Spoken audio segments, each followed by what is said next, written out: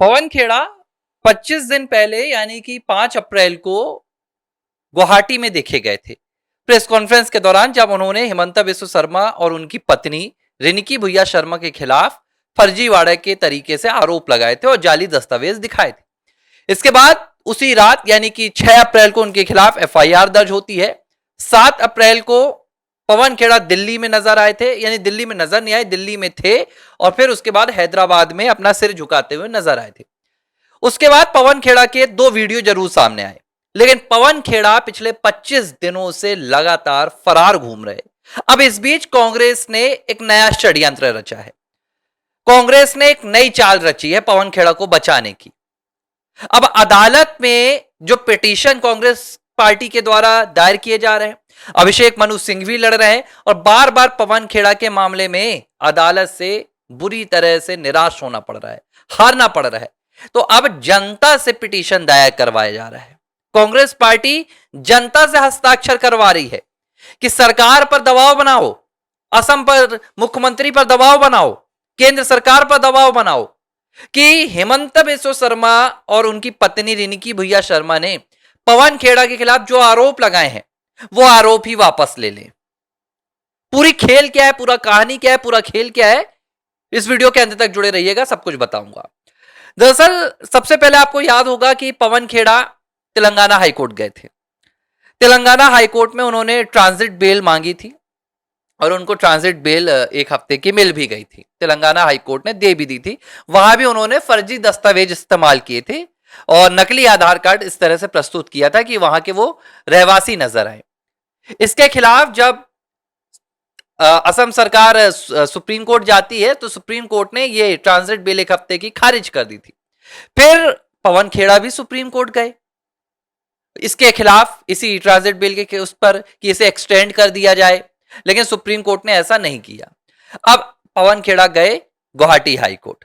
Guwahati high court ने साफ तौर पर पवन खेड़ा की अग्रिम जमानत तो खारिज की ही की, साथ ही यह भी कह दिया कि आपने एक बेकसूर इनोसेंट लेडी जिसका नाम रिनिकी भुइया शर्मा है, जिसका राजनीति से कोई लेना देना नहीं है, उसके खिलाफ आपने इस तरह के ना सिर्फ आरोप लगाए बल्कि कॉन्स्पिरेसी रची और इसलिए आपको कहीं ना कहीं पुलिस को कस्टडी में लेना चाहिए और पुलिस आपसे पूछताछ करेगी कि आपके पास ये जाली जो दस्तावेज हैं, जो 3 पासपोर्ट, 2 कंपनी के नाम और संपत्ति के नाम कहां से आए। अब सुप्रीम कोर्ट में याचिका लगाने की तैयारी इन्होंने कर ली है। हर जगह से ये मुंह की खाकर आ गए हैं। इस बीच कांग्रेस के प्रवक्ता हैं आलोक शर्मा। आलोक शर्मा का एक पोस्ट आया है सामने और उन्होंने पब्लिक से मांग की है। उन्होंने एक वेबसाइट तैयार की है और इस वेबसाइट के अंदर मैं जब गया तो मैं देखकर हैरान हो गया कि किस तरह जनता को भ्रमित किया जा रहा है, किस तरह आम लोगों को बेवकूफ बनाकर कांग्रेस पार्टी सरकार पर दबाव बनाना चाहती है और यह दिखाना चाहती है कि उनके खिलाफ, पवन खेड़ा के खिलाफ राजनीतिक बदला लिया जा रहा है। इस वेबसाइट में कहा गया कि अगर आप पवन खेड़ा का समर्थन करते हैं तो आप इस पिटीशन को साइन कीजिए। करीब 2500-2600 लोगों ने अब तक साइन किया है, इससे ज्यादा तो कांग्रेस के कार्यकर्ता हैं। हैरानी की बात है कि अभी भी 2500 लोगों ने साइन किया था जब तक मैंने देखा था, बाद में हो सकता है और बढ़ जाए। जब मैंने इसमें पढ़ा कि लिखा क्या है तो इसके भीतर लिखा गया है कि भाई पवन खेड़ा एक बहुत सच्चे ईमानदार जनसेवक हैं, पवन खेड़ा मीडिया में अपनी आवाज उठाते हैं, पवन खेड़ा जनता की आवाज उठाते हैं और उन्होंने जब हिमंता बिस्व शर्मा के भ्रष्टाचार के खिलाफ आवाज उठाई, हिमंता बिस्व शर्मा की आय से अधिक संपत्ति के खिलाफ आवाज उठाई, तो उनके खिलाफ राजनीतिक बदला लेते हुए सरकार ने ऐसा किया। भाई साहब, पहली बात तो उन्होंने हिमंता बिस्व शर्मा के खिलाफ तो आवाज उठाई ही नहीं थी, उन्होंने तो रिनिकी भुइया शर्मा के खिलाफ आवाज उठाई थी और सीधा सीधा आरोप उन्होंने लगाया था कि रिनिकी भुइया शर्मा वो दुनिया के 3 अलग अलग देशों के पासपोर्ट लेकर घूमती हैं। उनके पास 3 पासपोर्ट है, सिटीजनशिप है, व्योमिंग में उनकी कंपनी है, दुबई में उनकी प्रॉपर्टी है। यहां हिमंता बिस्व शर्मा का तो कहीं नाम ही नहीं आया था। तो अब जनता को क्यों यह भ्रमित किया जा रहा है? दरअसल यह पूरा मामला कई एंगल्स से जुड़ा हुआ है। एक तो यह था कि भाई हिमंता बिस्व शर्मा को फंसाना है, उनको बैकफुट पर लाना है, उनके खिलाफ कुछ बड़े आरोप लगाना है। दूसरा, इस पूरे असम चुनाव के दौरान हेमंत विश्व शर्मा का जो गौरव गोगोई को लेकर आईएसआई एजेंट साबित करने वाले जो उन्होंने आरोप लगाए थे, उन आरोपों पर कांग्रेस कोई भी विरोध नहीं कर पाई। उन आरोपों के खिलाफ कांग्रेस एक भी मुकदमा हेमंत विश्व शर्मा के खिलाफ दर्ज नहीं करा पाई। तो उसी आरोप को कहीं ना कहीं ओवरशैडो करने के लिए ये आरोप निकालकर लाए गए थे हेमंत विश्व शर्मा की पत्नी के खिलाफ कि उनके पास भी 3 पासपोर्ट है, उनके पास भी विदेश में संपत्ति है, व्योमिंग में कंपनी है। भाई आपने अगर ये पिटीशन पब्लिक वाली दायर भी की कि चलो जनता से समर्थन चाहिए, यहां भी जालसाजी हो रही है, यहां भी झूठ बोला जा रहा है, अदालत में भी यही कहा जा रहा है। आखिर इन्हें अग्रिम जमानत क्यों नहीं मिल रही है? ये कह ही नहीं रहे कि भाई हमने ऐसा कुछ कहा है। ये कह रहे हैं कि मैंने तो भाई सिर्फ वहां पर आरोप लगाए हैं, मैंने तो सिर्फ ये कहा है कि क्या ये इनके दस्तावेज हैं, इसकी जांच हो।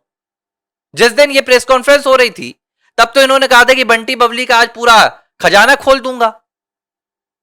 आरोप तब लगाए जाते हैं जब आपके पास सबूत ना हो। अगर मेरे पास किसी बात के सबूत हैं, अगर मेरे पास राहुल गांधी के खिलाफ या किसी के खिलाफ या पवन खेड़ा के खिलाफ सबूत हैं, तो मैं सीधे ऐसे सबूत लेके बैठूंगा। और यह आरोप नहीं होता, यह दावा होता है।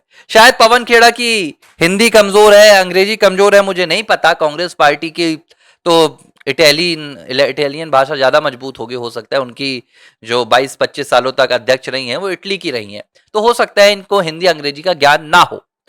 लेकिन दावा और आरोप में बहुत बड़ा फर्क होता है। पवन खेड़ा ने दावा किया था और उन्होंने कहा था कि इसकी जांच करवा लो।